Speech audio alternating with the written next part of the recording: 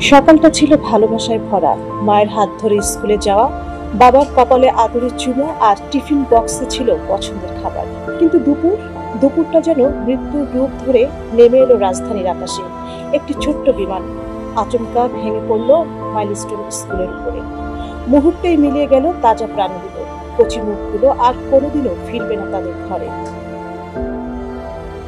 যে মা দুপুরে রান্না করে রেখেছিলেন, ভেবেছিলেন স্কুল থেকে ফিরেই খাওয়াবেন আদরের মেয়েটিকে, আজ সেই মা হাসপাতালে ছুটে বেড়াচ্ছেন মেয়ের মুখটা শেষবারের মতো দেখার জন্য।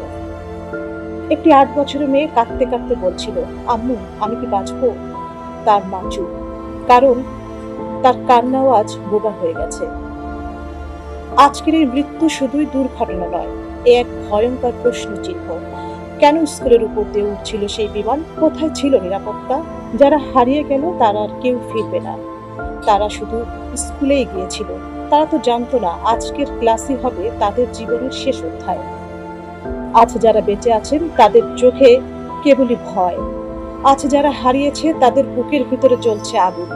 এ কষ্টের কোনো ভাগ হয় না, এ বেদনারও কোনো ভাষা হয় না। সঞ্জিতা যুদ্ধি, সারা বাংলা।